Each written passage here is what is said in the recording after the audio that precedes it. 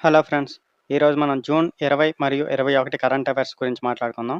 First question. అంతర్జాతీయ యోగా దినోత్సవం 2026 సందర్భంగా ప్రధానమంత్రి నరేంద్ర మోదీ కామన్ యోగా ప్రోటోకాల్‌ను ఏ ప్రదేశం నుంచి నిర్వహించారు? కరెక్ట్ ఆన్సర్ చూడండి. Option B red road, Kolkata అండి. అంతర్జాతీయ యోగా దినోత్సవం ప్రతి సంవత్సరం ఎప్పుడు?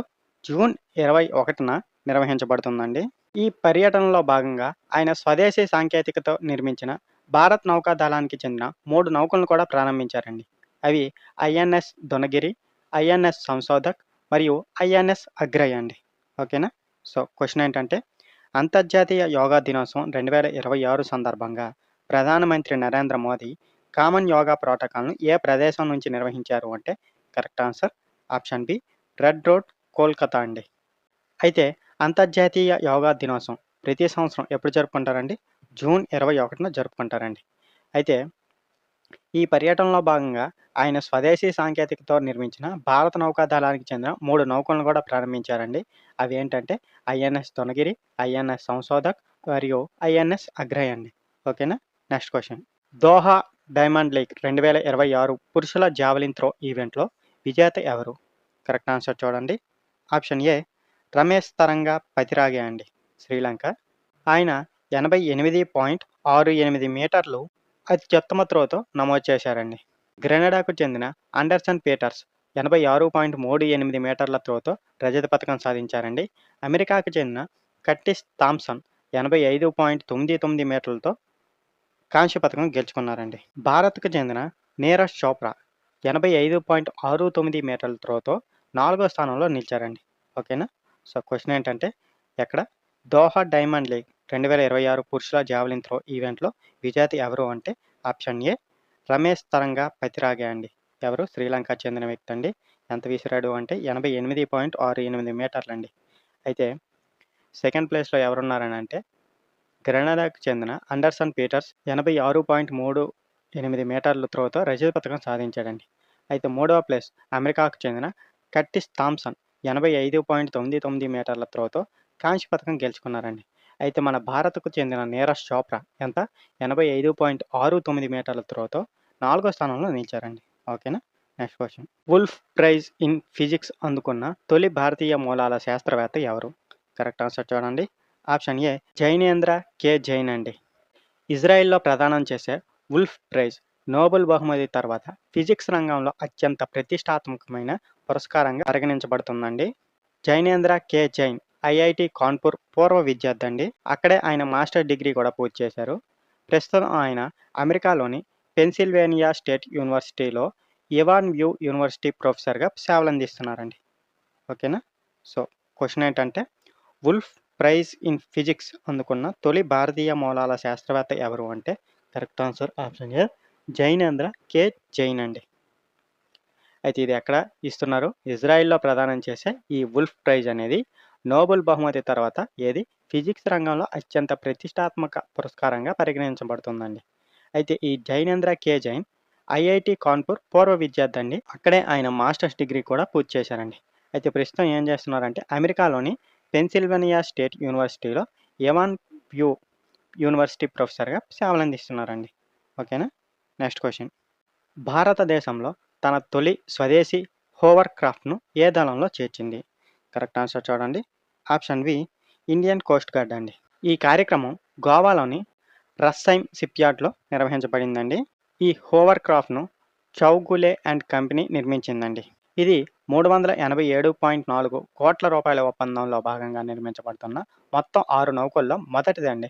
ఇది ఎయిర్ కుషన్ వెహికల్‌గా పనిచేస్తుందండి. ఓకేనా? సో, క్వెషన్ ఏంటంటే భారతదేశంలో తన తొలి స్వదేశీ హోవర్ క్రాఫ్ట్‌ను ఏ దళంలో చేర్చింది అంటే భారతీయ తీర రక్షక దళం అండి, ఇండియన్ కోస్ట్ గార్డ్. అయితే ఈ కార్యక్రమం ఎక్కడ జరిగింది? గోవాలోని రస్సైమ్ షిప్‌యార్డ్‌లో నిర్వహించబడిందండి. అయితే ఎవరు నిర్మించారంటే ఈ హోవర్ క్రాఫ్ట్‌ను చౌగులే అండ్ కంపెనీ నిర్మించిందండి.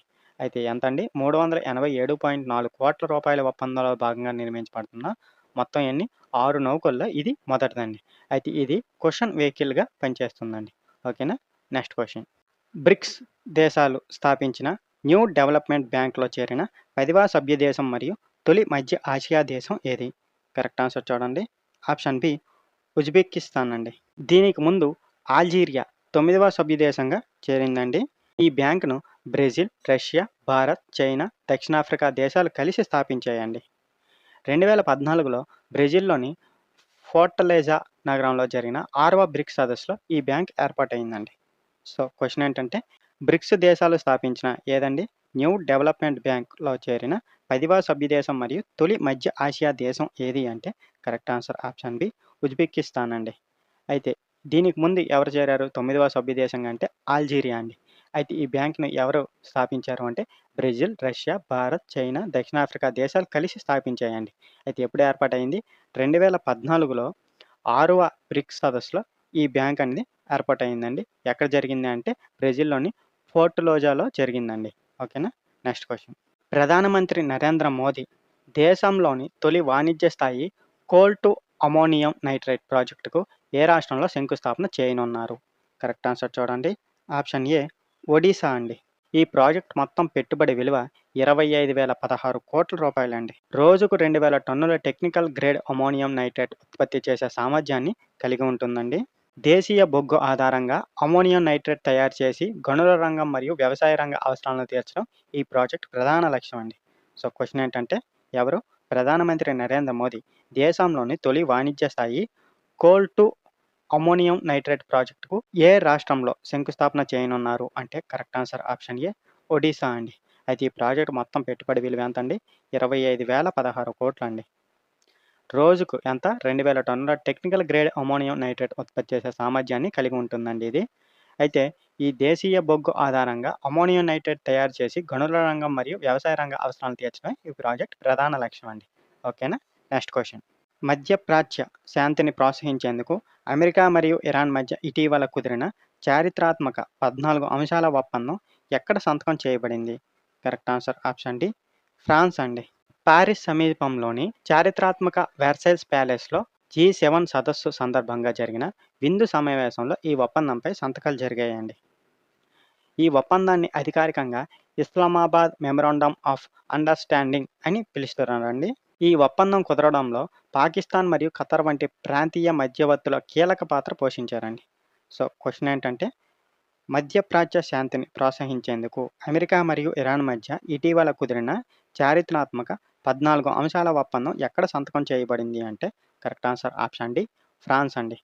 అయితే ప్యారిస్ సమీపంలోని చారిత్రాత్మక వెర్సైల్స్ ప్యాలెస్‌లో G7 సదస్సు సందర్భంగా జరిగిన విందు సమావేశంలో ఈ ఒప్పందంపై సంతకాలు జరిగాయండి. అయితే ఈ ఒప్పందాన్ని అధికారికంగా ఏమని పిలుస్తారండి? ఇస్లామాబాద్ మెమోరాండమ్ ఆఫ్ అండర్‌స్టాండింగ్ అని పిలుస్తారండి. అయితే ఈ ఒప్పందం కుదరడంలో పాకిస్తాన్ మరియు ఖతర్ వంటి ప్రాంతీయ మధ్యవర్తుల కీలక పాత్ర పోషించారండి. ఓకేనా? Next question. నీటి మరియు ఆహార భద్రతను బలోపేతం చేయడానికి భారత్ కృష్ణ ఉపగ్రహాన్ని ఏ దేశంతో కలిసి ప్రయోగించనుంది? కరెక్ట్ ఆన్సర్ చూడండి. ఆప్షన్ సి ఫ్రాన్స్ అండి. TRISHNA కృష్ణ పూర్తి రూపం ఏంటంటే thermal infrared imaging satellite for high resolution natural resource assessment అండి. ఓకేనా? ఈ ఉపగ్రహాన్ని 2027లో ప్రయోగించేందుకు ప్రణాళిక రూపొందించారండి. భూమికి సుమారు 761 కిలోమీటర్ల ఎత్తులో ఈ ఉపగ్రహం పనిచేయనుందండి. సో, క్వెషన్ ఏంటంటే ఏది? నీటి మరియు ఆహార భద్రతను బలోపేతం చేయడానికి భారత్ TRISHNA కృష్ణ ఉపగ్రహాన్ని ఏ దేశంతో కలిసి ప్రయోగించనుంది అంటే correct answer option C France అండి. అయితే ఈ కృష్ణ TRISHNA పూర్తి రూపం ఏంటంటే thermal infrared imaging satellite for high resolution natural resource assessment అండి. అయితే ఈ ఉపగ్రహాన్ని ఎప్పుడు ప్రయోగించేందుకు ప్రణాళిక రూపొందిస్తున్నారు అంటే 2027 అండి. అయితే భూమికి సుమారు ఎంత? 761 కిలోమీటర్ల ఎత్తులో ఈ ఉపగ్రహం పనిచేయనుందండి. ఓకేనా? Next question. కలుషితమైన మరియు వెచ్చని మంచినీటితో పెరిగే బ్రెయిన్ ఈటింగ్ అమీబా సంక్రమణం వల్ల ఇటీవల అత్యధికంగా 33 మరణాలు నమోదైన రాష్ట్రం ఏది? కరెక్ట్ ఆన్సర్ చూడండి. ఆప్షన్ బి కేరళ అండి. ఈ వ్యాధికి కారణమయ్యే జీవి పేరు నైగ్లోరియా ఫౌలేరి అండి. ఈ అమీబా మానవ మెదడు కణజాలాన్ని లక్ష్యంగా చేసుకుని దెబ్బతీస్తుందండి. ఇది ప్రధానంగా వెచ్చగా ఉండే నిల్వ నీరు ఉన్న చెరువులు, సరస్సులు, నదులు మరియు సరైన క్లోరినేషన్ లేని ఈత కొలనుల్లో పెరుగుతుందండి. ఈ సూక్ష్మజీవి మానవ శరీరంలోకి ముక్కు ద్వారా మాత్రమే ప్రవేశిస్తుందండి. సో క్వశ్చన్ ఏంటంటే, కలుషితమైన మరియు వెచ్చని మంచినీటిలో పెరిగే బ్రెయిన్ ఈటింగ్ అమీబా సంక్రమణ వల్ల ఇటీవల అత్యధికంగా 33 మరణాలు నమోదైన రాష్ట్రం ఏది అంటే, correct answer option B Kerala అండి. అయితే ఈ వ్యాధి కారణమయ్యే జీవి పేరేంటండి? నైగ్లోరియా ఫౌలేరి అండి. ఈ అమీబా మానవ మెదడు కణజాలాన్ని లక్ష్యంగా చేసుకొని దెబ్బతీస్తుందండి. అయితే ఇది ఎక్కడ పెరుగుతుంది అంటే, ప్రధానంగా వెచ్చగా ఉండే నిల్వ నీరు ఉన్న చెరువులు, సరస్సులు, నదులు మరియు సరైన క్లోరినేషన్ లేని ఈత కొలనుల్లో పెరుగుతుందండి. ఈ సూక్ష్మజీవి మానవ శరీరంలోకి ముక్కు ద్వారా మాత్రమే ప్రవేశిస్తుందండి. ఓకేనా? Next question. Quiz of the day అండి. న్యూ డెవలప్మెంట్ బ్యాంక్‌ను ఎవరు మరియు ఏ సంవత్సరంలో స్థాపించారు? కరెక్ట్ ఆన్సర్ తెలిస్తే కింద కామెంట్ రూపంలో తెలియజేయండి. ఈ వీడియో ఉపయోగపడితే లైక్ చేయండి. ఇలాంటి కరెంట్ అఫైర్స్ కోసం మా ఛానల్‌ని సబ్స్క్రైబ్ చేయండి. Thank you for watching.